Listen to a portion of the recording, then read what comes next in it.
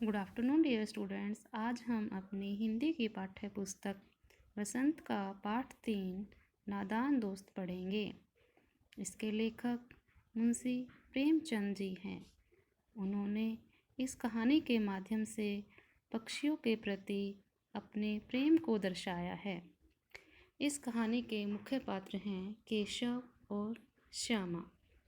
केशव और श्यामा दोनों भाई बहन थे।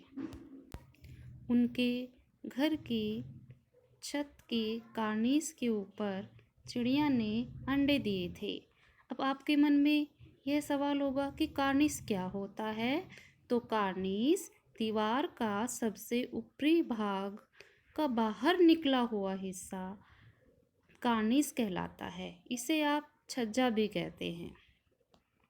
वे दोनों सुबह सुबह ही कार्निस के सामने पहुंच जाते और चिड़िया को आते जाते हुए देखते रहते।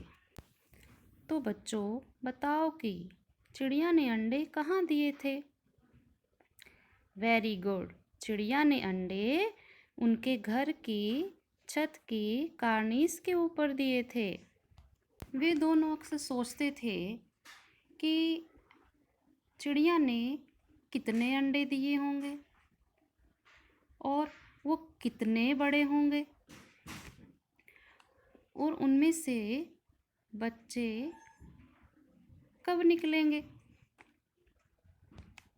वे इन प्रश्नों का उत्तर जानना चाहते थे, परंतु उनके पिताजी और माताजी के पास उनके इन सवालों का जवाब देने के लिए समय नहीं था, क्योंकि पिताजी अपने ऑफिस के काम में लगे रहते और माताजी दिन भर घर के कामों में लगी रहती थी।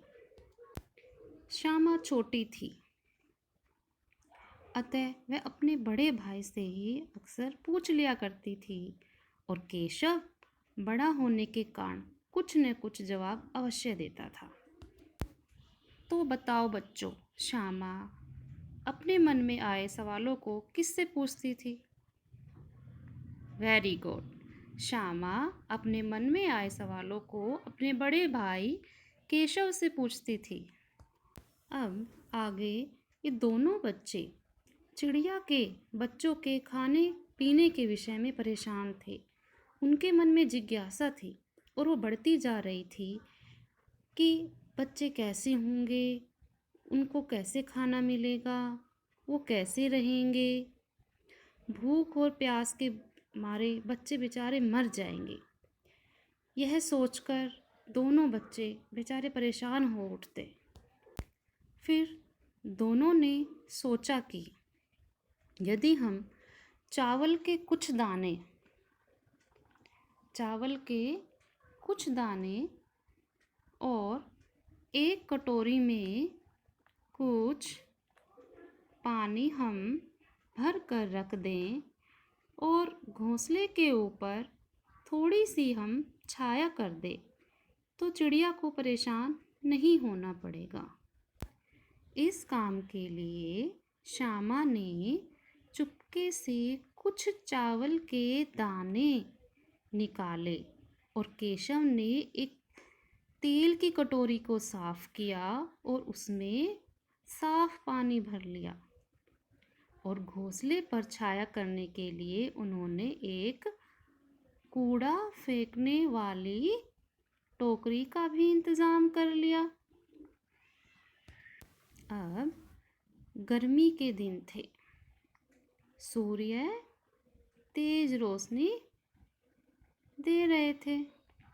माँ ने देखा कि बच्चे बार बार बाहर जा रहे हैं, तो उन्होंने बच्चों को घर के अंदर लाकर सुला दिया और दरवाज़ा बंद करके खुद भी सो गई।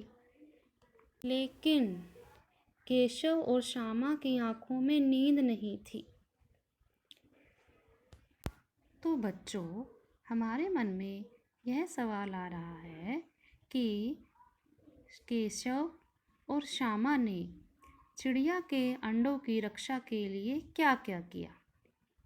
तो उन्होंने क्या क्या किया था? उन्होंने कुछ दाने चावल के लिए